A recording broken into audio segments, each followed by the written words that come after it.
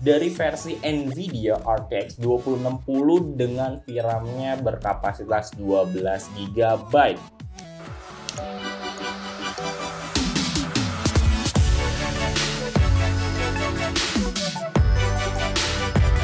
Hey everybody, I'm Dylan Kurnia. You can call me Lance. So ya, Dylan Somsek atau Dylan Comments on Technology, segmen dimana gue membahas dan komenin berbagai macam hal seperti review, tutorial, dan news seputar teknologi. Video ini dibuat pada tanggal 20 November 2021. Komstek News kembali hadir dengan beberapa berita menarik seminggu belakangan ini menurut gue, dan akan tayang pada tanggal 22 November 2021. So, gimana kabarnya kawan-kawan? Semoga selalu sehat dan baik-baik aja nih, ya kan?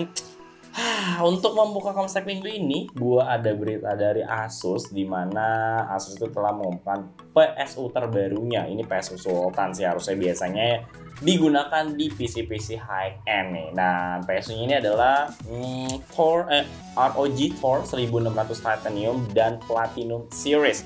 Dan gue di sini hanya bahas salah satunya aja ya,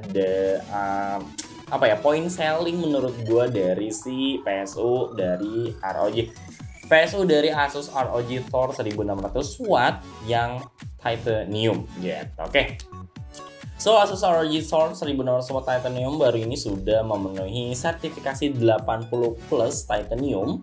Untuk pendinginan, PSU ROG ini punya heatsink yang besar, pastinya gede ya, untuk ngebantu ngedinginin IC discrete dan komponen di dalamnya. PSU ROG ini juga telah disiapkan untuk PC generasi berikutnya. Nah, dengan adanya standar PCIe Express 5.0 atau 5.0. Tentu PSU ini juga bersifat modular, jadi di mana kawan-kawan bisa menggunakan kabel yang memang diperlukan aja. Ciri lainnya yang selalu ada di PSU high-end Asus adalah OLED atau OLED ya, dengan brand matanya dengan beberapa fitur seperti bisa melihat suhu dan lain-lain.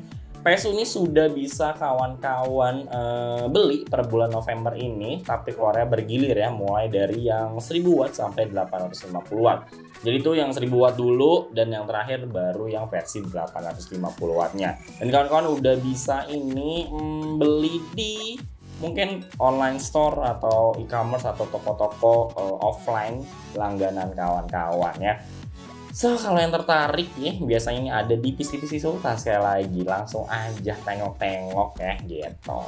Oke, lanjut nih. Berita kedua itu kemarin berita RAM dari Cleve, sekarang itu dari Tim Group, di mana telah mengumumkan ketersediaan RAM DDR5-nya, yaitu adalah DDR5 T-Force Delta dan Vulkan. Jadi ada dua seri dari Tim Group ya, ada dua RAM T-Force Delta RGB dan Vulkan-nya yang non RGB. Nah, di sini gua akan bahas sekilas aja dari kedua RAM ini.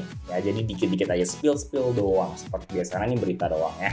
Oke, Memory Overclocking T-Force Delta RGB DDR5 dilengkapi dengan IC manajemen daya dengan karet silikon konduktif thermal profesional untuk meningkatkan pembuangan panas. RAM ini juga udah dual channel ya, kapasitasnya 2x16 atau totalnya 32 GB dengan dua pilihan frekuensi, yaitu 6000 MHz dan 6400 MHz. Untuk yang nggak suka RGB, kalau yang T-Force Delta itu RGB nyala-nyala ya kan. Nah, ini non RGB. Untuk yang nggak suka RGB ya, Tim Group juga menyiapkan satu versi RAM-nya, yaitu adalah T-Force Vulkan DDR5. Ini juga udah dilengkapi ya dengan IC manajemen daya dengan karet silikon konduktif thermal profesional untuk meningkatkan pembuangan panas. RAM-nya juga ada dual channel, yaitu 2x16 atau totalnya 32 GB dengan dua pilihan frekuensi. Tentu yang ini sedikit lebih rendah, yaitu 4800 MHz dan 5200 MHz. Nggak rendah-rendah banget sih, itu udah cukup ya menurut gua gitu kawan-kawannya. Dan RAM ini udah tersedia per bulan November 2021 ini ya kawan-kawan, jadi tinggal beli aja ya. Lanjut ke berita selanjutnya nih. Berita lainnya yaitu dari Razer, dimana sebelumnya gue udah cukup beberapa kali ya ngeberitain berita tentang Razer, beberapa peripheralnya untuk PC. Kali ini Razer baru banget kali pertama meluncurkan peripheral khusus PS5 atau konsolnya nih, dimana produk ini adalah Razer Kaira Pro Wireless Headset ya kawan-kawan. Jadi ya kita coba sedikit ulas-ulas nih ya kan. Nah, ini adalah produk pertama Razer yang dibuat untuk PS5 seperti yang tadi gue bilang ya, atau konsol yang sudah memiliki Razer Hypersense untuk headsetnya, dimana fitur ini memberikan efek getar ya. Selain itu, headset ini juga sudah dilengkapi dengan driver titanium 50 mili Razer Triforce untuk kejernihan suaranya, jadi suaranya lebih oke lah terdengarnya ya.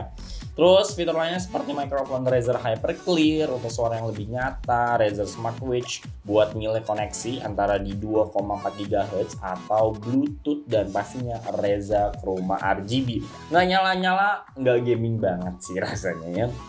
Nah, produk lain ini ada dari Razer, lini konsol tempat untuk mengisi gamepad yang tadi gue bilang ya, untuk si docking charge-nya itu loh. Nah, salah satunya itu. Gue nggak tahu kelebihannya apa, yang pasti ini bisa lebih cepat katanya untuk ngisi daya dari si gamepad wirelessnya PS5 gitu. Kalau kawan-kawan tertarik, langsung aja cek ke Razer officialnya atau mungkin ada di online store atau toko-toko online terdekat. Mantap, Razer sudah mulai melebarkan sayapnya nggak hanya ke PC tapi juga ke konsol gitu ya. Oke. Dan next, kita semua tahu nih, nah ini berita yang gokil banget bahwa ya kita tahu VGA itu lagi mahal-mahalnya banget ya, demand dan supply-nya lagi gede banget. Tapi gue dapat berita yang beredar bahwa akan adanya varian terbaru dari versi Nvidia RTX 2060 dengan VRAM-nya berkapasitas 12 GB. Melalui situs IEC, salah satu produk kesukaan gue yaitu Gigabyte telah mengirim semacam laporan nih yang bertuliskan model VGA mereka.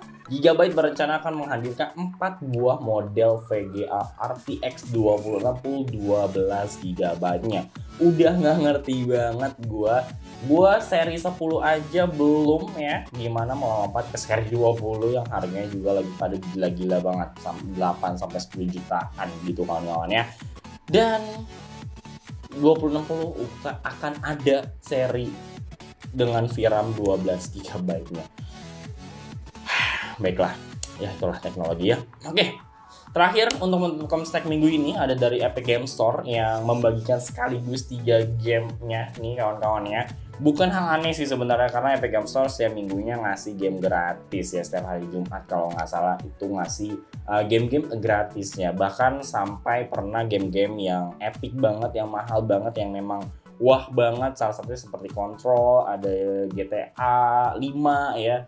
Terus ada apa lagi gitu ya, beberapa game-game yang memang eksklusif di Epic. Kalau saya nggak eksklusif sih, emang keluaran yang mewah banget tuh suka dikeluarin juga sama Epic. Dan kali ini ngeluarin 3 game terbarunya, bukan game terbaru ya dong. Kali ini si Epic Games Store ngeluarin beberapa game lamanya yang menurut gue cukup worth it untuk kawan-kawan miliki, yaitu adalah Guild of Dungeoneering, ada Kid Amnesia Exhibition, dan terakhir Never Alone. Jujur dari ketiga game itu gue cuman ngeklaim si Never Alone karena ngerasa genre game itu pas banget sama gue, karena tuh genre itu puzzle platformer. Kalau kawan-kawan ngikutin banget channel gue, banyak banget beberapa game yang memang gua mainkan itu puzzle platformer seperti Ori, ada Bastion juga, terus ada beberapa game yang gua sampai lupa, Hope. Terus ada beberapa game-game yang gua rasa banyak ya dari channel ini yang genrenya puzzle platformer gitu kawan-kawan ya. Jadi gue rasa kalau nggak salah masih mungkin insya Allah berita ini keluar harusnya game itu masih bisa diklaim ya, karena kan harusnya jedanya seminggu dan lain sebagainya, atau semoga nggak ketinggalan beritanya karena gue belum cek lagi sih ya. Semoga masih relate, masih relevan ya. Mungkin itu dia beberapa berita menarik menurut gue seminggu belakangan ini ya. Semoga Comstack News ini bisa memberikan rekomendasi, referensi, juga edukasi ke kawan-kawan. Kalau ada kritik dan saran untuk membangun gua secara pribadi dan channel ini, kawan-kawan bisa langsung tulis aja di kolom komentar ya. Oke, kita akan bertemu di Comstack News berikutnya. Thank you very much, be well and be happy. Have a nice day and dadah.